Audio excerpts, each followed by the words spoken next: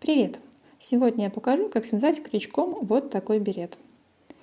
Его изюминка в том, что он двухсторонний. С внутренней стороны выглядит вот так. Здесь по краю идет резинка, чтобы берет плотно лежал по голове. Можно носить резинкой вот так, а можно эту резинку заправить внутрь, чтобы ее не было видно, и при этом берет все равно будет плотно и хорошо держаться на голове, сидеть на голове. Вот так это будет смотреться приблизительно. Как я сказала, берет двухсторонний. Если вывернуть его на обратную сторону, он выглядит вот так. Узор смотрится уже немножко по-другому. Получается у вас берет один, а образа два с совсем разными узорами. Он связан вот такими клиньями. Резинка двухсторонняя, как я уже сказала, она абсолютно одинаково смотрится и на одной, и на другой стороне. Давайте я вам покажу, какого размера конкретно у меня берет получился. У меня это приблизительно 30 сантиметров. Но связать берет можно абсолютно любого размера. Его можно сделать и поменьше, и побольше, и на побольше объем головы, и на ребенка тоже можно связать. Это вы все будете регулировать сами, а я покажу, как это сделать. Поближе узор с одной стороны выглядит вот так. Так выглядит резинка. Она связана из рельефных столбиков крючком. И с одной стороны, и с другой стороны резинка абсолютно одинаковая. Она смотрится абсолютно одинаково, а узор смотрится вот так. Итак, давайте вязать. Вот такой пряжи. Меринос экстра от Модиаль. У нее 50% мериносовая шерсть, 50% акрил. И в 100 граммах примерно 245 метров. Цвет это у меня 145.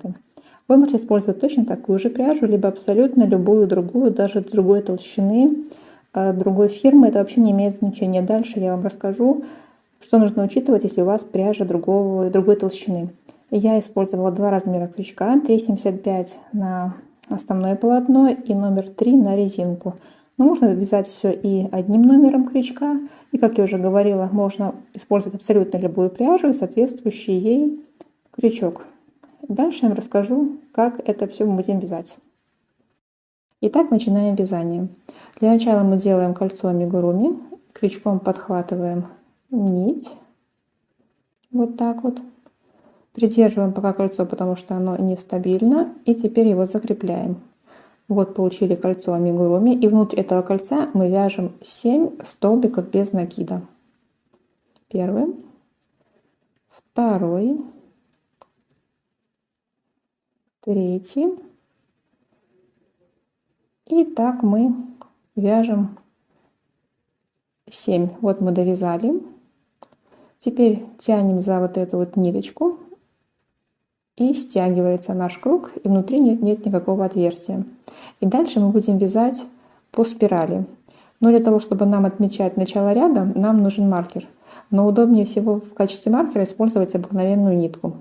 Вот желательно контрастного цвета, чтобы была она заметная, но не темная, потому что она может облезть и оставить ниточки своего цвета. Итак, вот так начало ряда положили. И теперь начинаем вязать. Вот у нас всего косичек 7. Мы 7 столбиков без накида провязали. И дальше все петли мы вяжем за заднюю полупетлю. Вот у нас сама косичка идет. Мы вяжем не за всю косичку, а только вот за заднюю полупетлю. И вяжем мы все столбиками без накида за заднюю полупетлю. Итак, следующий ряд вяжем с прибавками, то бишь в каждый столбик нижнего ряда мы вяжем по 2 столбика без накида за заднюю полупетлю. Итак, из 7 петель мы получим 14.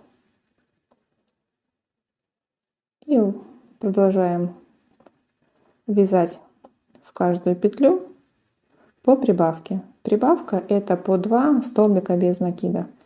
И все, напоминаю, вяжем за заднюю полупетлю.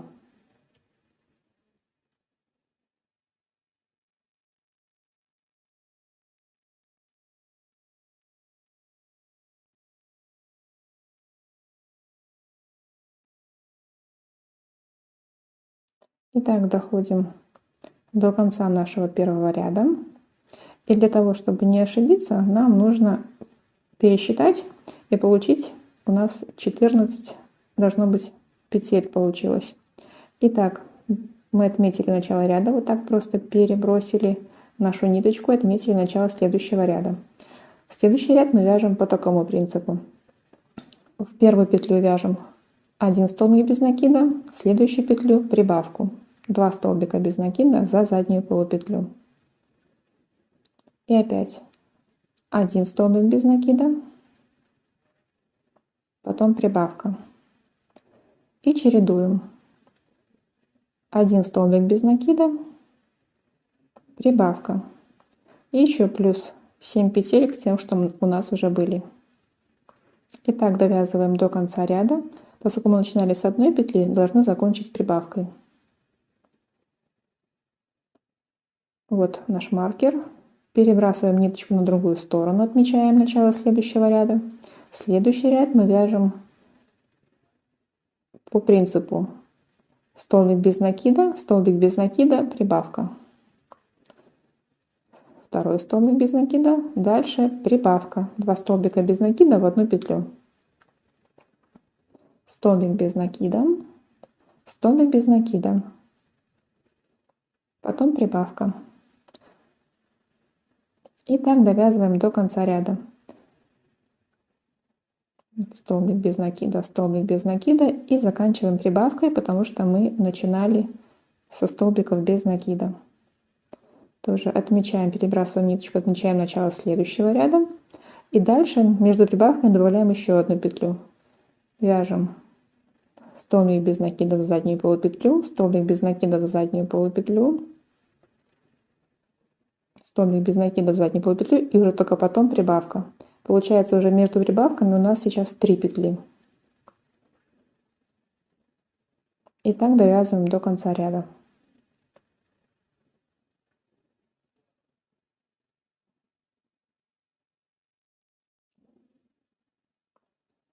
Третий столбик без накида и прибавка.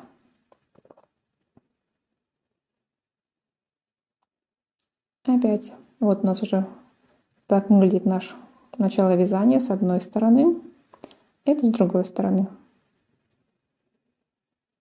Получается, лицевая сторона у нас узор с рисочками, а изнаночная а-ля рис. Дальше мы опять прибавляем плюс 1 петлю к столбикам без прибавок. Итак, вяжем столбик без накида первый, столбик без накида второй, столбик без накида второй, третий, четвертый и уже только теперь прибавка. Получается, заканчиваем ряд, 4 столбика без накида, прибавка. И я так уже понимаю, вы должны были понять принцип, что мы вяжем по такому принципу, что в каждом следующем ряду мы количество петель между прибавками увеличиваем на 1. Итак, мы продолжаем вязать ряды с прибавками до тех пор, пока мы не получим круг нужного нам диаметра. У меня здесь между прибавками 21 петля. 21 петля прибавка, 21 петля прибавка и вот все сектора по 21 петле. У вас может быть другое количество петель, если вам нужен побольше или поменьше берет. У меня здесь диаметр примерно 29 сантиметров, мне достаточно.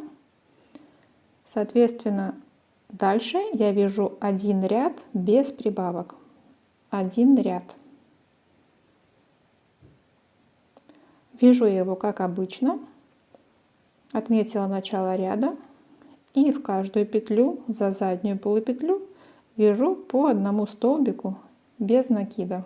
Нигде не делаю никаких прибавок. Один ряд так вяжу. Итак, один ряд я провязала. Следующий этап, нам нужно формировать берет и как бы заворачивать внутрь. Вот так вот сюда. Для этого мы в тех же местах, где делали прибавки, там же мы будем делать убавки.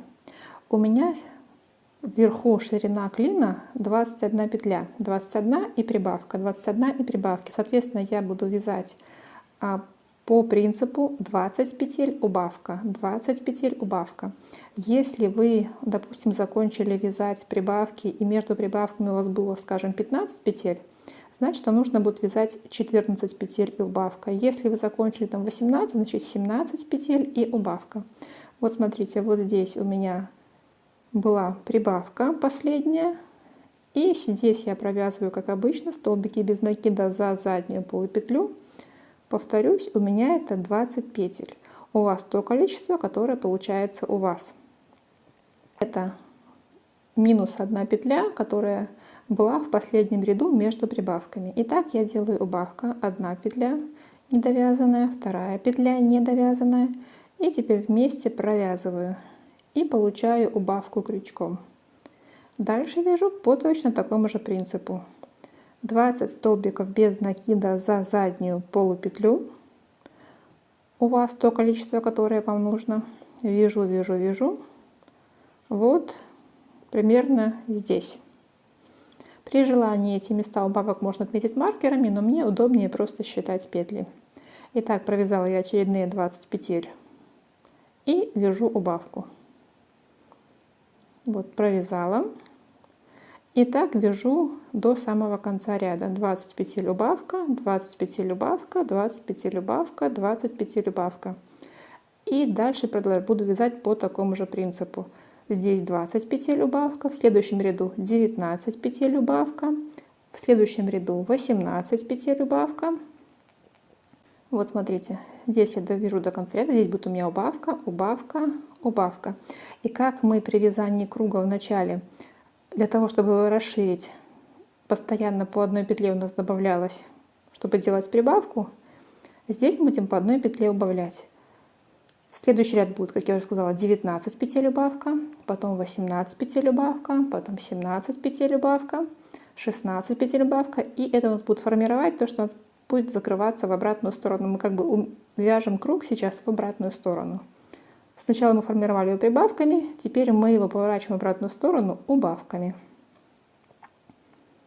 Вот смотрите, я провязала пару рядов, и уже у меня завернулся берет в другую сторону. Вот у нас идет клин, вот так вот. И здесь сюда он также продолжается, но уже уменьшается. И вяжите здесь до того размера, до той окружности, чтобы он подошел на ваш размер головы. Все зависит от того объема головы, который вам нужен. Я буду вязать до тех пор, пока между убавками не останется 8 петель. Давайте я вам еще раз покажу, как я вяжу. Это начало ряда.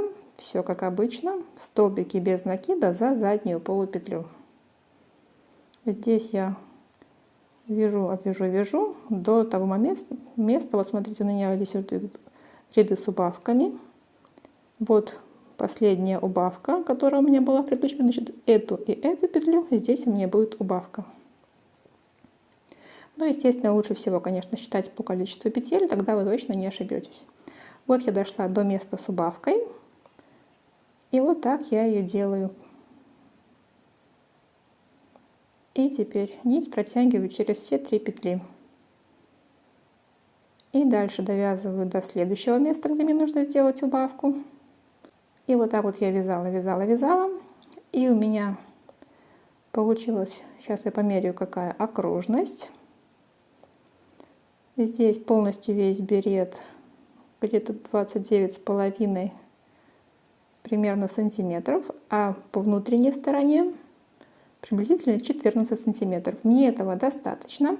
Напомню, что между убавками у меня по 8 петель.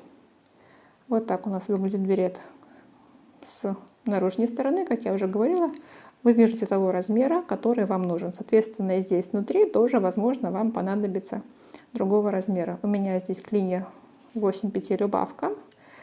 Следующий этап мы будем вязать резинку. Резинку мы будем вязать двухстороннюю. Для этого, чтобы у нас потом переход не был заметен, вяжем соединительный столбик крючком.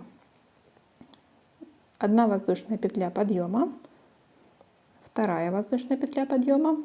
И теперь за заднюю полупетлю, цепляясь, мы вяжем столбики с одним накидом. Весь целый ряд столбиков с одним накидом. В каждую петлю по одному столбику с одним накидом.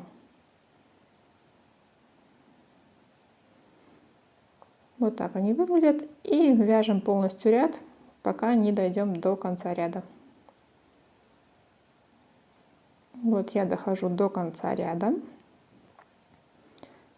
И вот в верхнюю воздушную петлю я вяжу соединительный столбик, чтобы соединить ряд.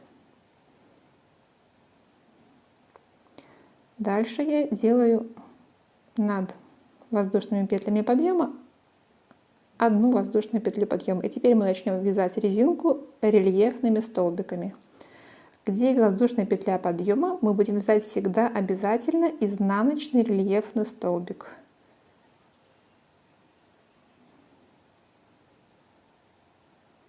С одним накидом.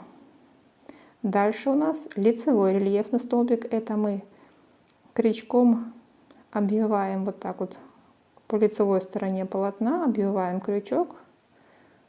Вот обвиваем его следующим образом. Цепляем нить, вытягиваем, а дальше вяжем, как обычный столбик с накидом. И дальше у нас изнаночный рельефный столбик, накид, и как бы мы с обратной стороны полотна обвиваем наш столбик снизу, вытягиваем, а дальше вяжем, как обычный столбик с одним накидом. И так, чередуя лицевой рельефный столбик и изнаночный рельефный столбик, мы вяжем полностью весь ряд. Это лицевой рельефный столбик. Дальше изнаночный рельефный столбик.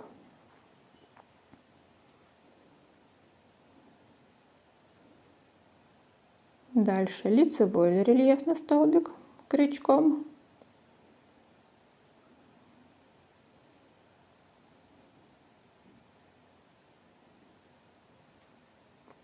Дальше изнаночный рельефный столбик крючком. И так, чередуя, вяжем до конца ряда. Вот когда мы уже в конце, смотрите, это у нас будет здесь изнаночный, и здесь опять у нас изнаночный рельефный столбик. Значит, нам нужно 2 петли провязать вместе. И я это провяжу 2 петли вместе изнаночным рельефным столбиком, так будет незаметно. Если у вас то количество петель, когда у вас хорошо получилось, тогда отлично. А мне здесь нужно 2 столбика провязать, прямо вот так обхватить изнаночным рельефным столбиком, чтобы осталось нужное количество петель. Следующий у меня будет лицевой рельефный столбик. Это уже последний столбик в этом ряду. А начинали мы вот с этого, а это изнаночный. Именно для этого, из-за того, что у меня не совпало количество петель, я 2 петли провязала изнаночным рельефным столбиком. Потом я сделала соединительную петлю, чтобы соединить ряд. Опять 1 воздушная петля подъема. Здесь вяжу изнаночным рельефным столбиком. Его вязать не очень удобно. Но таким образом у нас ни с одной, ни с другой стороны не будет видно вот это место соединения. Вот теперь у меня получилось. И вяжу изнаночный рельефный столбик. И здесь, где мы видим лицевой рельефный столбик, вяжем лицевой рельефный столбик. Где видим изнаночный рельефный столбик, вяжем изнаночный рельефный столбик. И вяжем его точно так же, как мы вязали в предыдущем ряду. Никаких отличий нет вообще. И таким образом вы вяжете то количество рядов резинки, которое вам понравится. Вот здесь в конце мы соединительным столбиком присоединяем, потом вяжем 1 воздушную петлю подъема вот за этот столбик, потом мы вяжем 1 воздушную петлю подъема и начинаем с изнаночного рельефного столбика. И так мы чередуем и чередуем и чередуем, рельефные, изнаночные, рельефные, лицевые рельефные столбики, изнаночные рельефные столбики. И вяжем столько рядов, сколько нам нужно. Я свяжу либо 4, либо 5 рядов. Посмотрю, вот я связала несколько рядов, провяжу еще парочку. Вот так у нас на данном этапе у меня выглядит резинка. Провяжу еще пару рядов. Вот я довязываю. Всего я провязала, по-моему, 5 рядов. И вот в самую последнюю петлю последнего ряда вяжу соединительный столбик. Теперь обрезаю нить.